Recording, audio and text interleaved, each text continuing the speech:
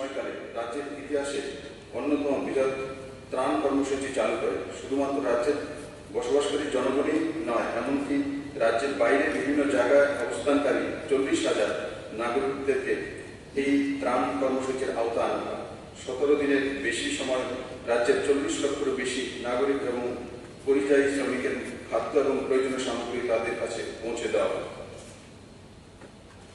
Lockdown চলাকালীন সময়ে রাজ্য সরকার ত্রাণ সম্বলিত বিষয়গুলি কার্যক্রম নিশ্চিত করেছে। প্রধানমন্ত্রী গরিব কল্যাণ যোজনা 8 মাস বিনামূল্যে রেশন খাদ্য, শস্য দানা, চানা, ন্যাশনাল ফুড সিকিউরিটি অ্যাক্ট ভুক্ত 5,79,000 পরিবারকে প্রদান করা হয়েছে। 12টি অ্যাসপিরেশনাল ব্লকের রেগা শ্রমিকদের আর্থিক সহায়তা প্রদান করা হয়েছে এবং 2 মাসের সামাজিক ভাতা একসাথে প্রদান করা হয়েছে।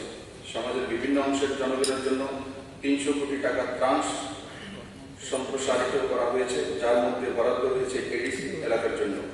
অন্যান্য রাজ্য সরকারি কর্মচারীদের বেতন কেটে নেওয়া হয়েছে, কিন্তু ত্রিপুরা কর্মচারীদের বেতন কাটা হয়নি। লকডাউনের সময়কালে রাজ্য সরকার অর্থনৈতিক কর্মসূচিগুলি সংকুচিত করেনি।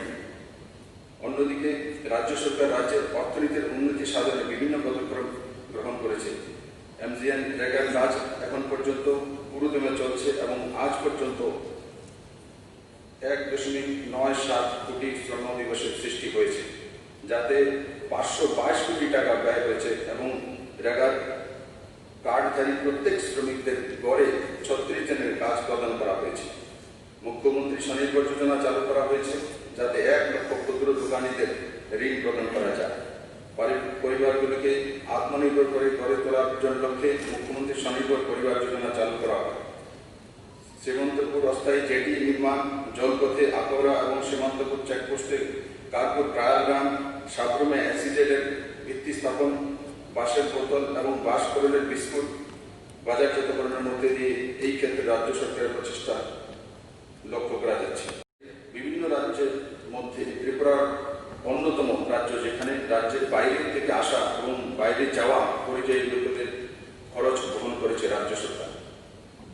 1 মে 2020 থেকে রাজ্য সরকার হটস্পট থেকে আসা প্রত্যেকটি গাড়ির চালক বা সহকারীদের টেস্ট করার সিদ্ধান্ত নেয়। তেমনি চোরাইবাড়ি চেকপোস্ট দিনে নন হটস্পট থেকে আসা প্রতি গাড়ি অন্তর একটি গাড়ি চালক বা তার সহকারী টেস্ট করার সিদ্ধান্ত নেয়। 10 মে 2020 থেকে দেশের মধ্যে কিছু স্পেশাল ট্রেনের পরিষেবা শুরু হয় এবং রাজ্য করোনা সংক্রমণের সম্ভাবনাকে বিবেচনা করে রাজ্য সরকার 11 মে 2020 একটি নির্দিষ্ট সাধারণ নির্দেশিকা বা স্ট্যান্ডার্ড অপারেটিং প্রসিজার জারি করে। এই এসওপি অনুযায়ী সমস্ত যাত্রী যাদের রোগের কোনো লক্ষণ নেই তাদের বাড়িতে 14 দিনের কোয়ারেন্টাইনে রাখার কথা উল্লেখ রয়েছে। তাদের কোভিড-19-এর কোনো লক্ষণ দেখা গেলেই তাদের পরীক্ষা করা হয়। রেল স্টেশনের হেলথ ডেস্ক থেকে রোগের লক্ষণবিহীন প্রতি 5 জনের একজন যাত্রীকে জেলা কর্তৃপক্ষ দ্বারা কোয়ারেন্টাইন ফ্যাসিলিটি সেন্টারে পাঠানো হয় কোভিড-19 পরীক্ষার জন্য। পজিটিভ রোগীদের ক্ষেত্রে সরাসরি বা পরোক্ষভাবে তাদের সংস্পর্শে আসা প্রত্যেকটি ব্যক্তিকে খুঁজে বের করা হয়। মুম্বাই, দিল্লি এবং ব্যাঙ্গালোর থেকে আসা সমস্ত যাত্রীদের পরীক্ষা করা হয় এবং রাজ্যে প্রবেশ করা 60% বেশি যাত্রীদের প্রবেশ দ্বারে বা হোম কোয়ারেন্টাইনে থাকা অবস্থায় ধীরে ধীরে পরীক্ষা করা হয়।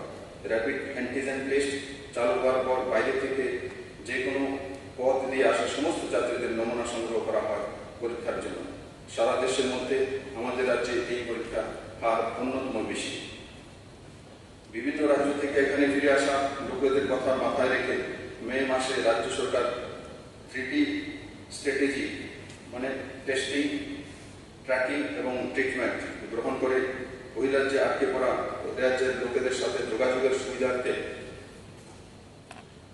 লকডাউন শুরুর সময়কালে থেকেই একটি কেন্দ্রীয় স্তরে কল সেন্টার খোলা হয়। এখানে উল্লেখ করা যেতে পারে, বাইরে থেকে এ রাজ্যে মানুষের আগমন বৃদ্ধির সাথে সাথে এপ্রিল মাসের তুলনায় পরীক্ষার হার বাড়িয়ে 4,642 থেকে মে মাসে 22,773টি টেস্ট করা হলে পজিটিভ ব্যক্তির সংখ্যা 3 থেকে বেড়ে 313 জন হয়।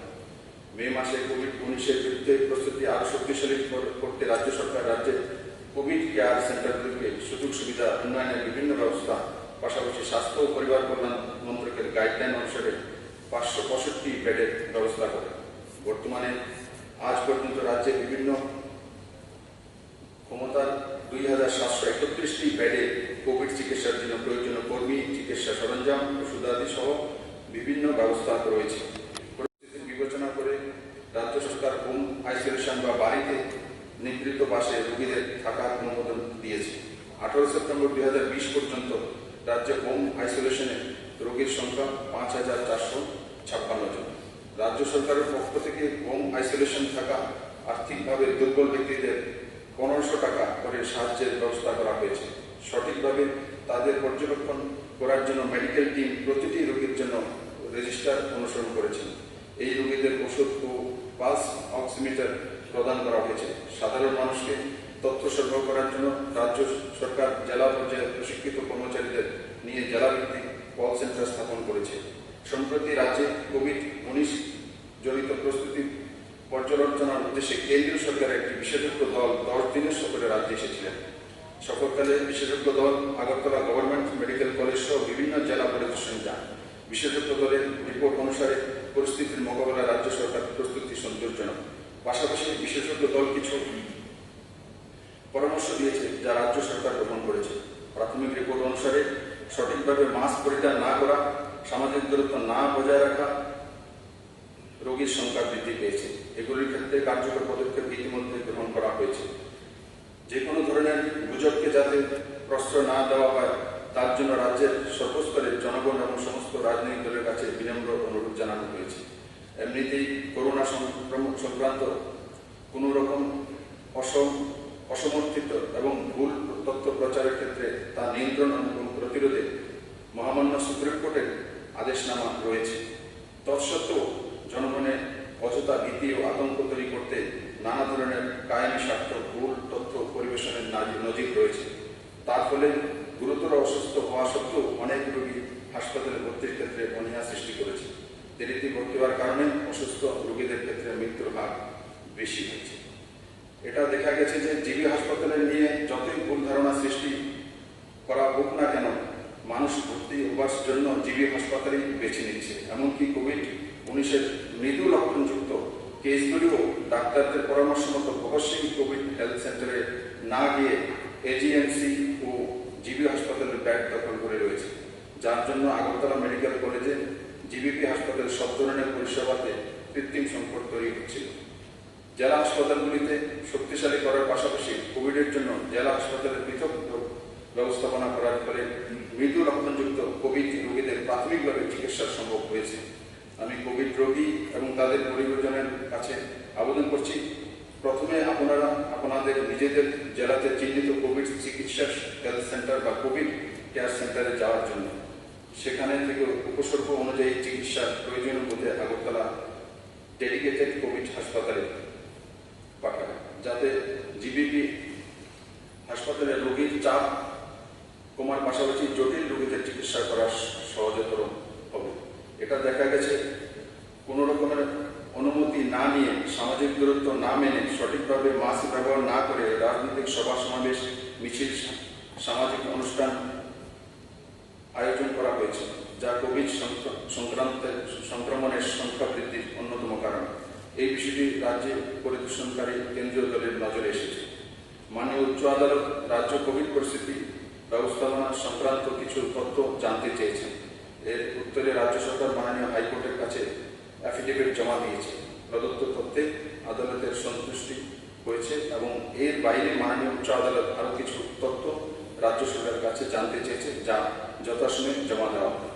আমি এই সভাকে আশ্বস্ত করতে চাইছি যে চিকিৎসক, নার্স ও অন্যান্য সরকারি আধিকারিকগণ সহ প্রশাসন কোভিড-19 রোগী সহ হাসপাতালে অন্যান্য রোগীর সঠিক চিকিৎসা সেবা এবং সাহায্য করতে দায়বদ্ধ।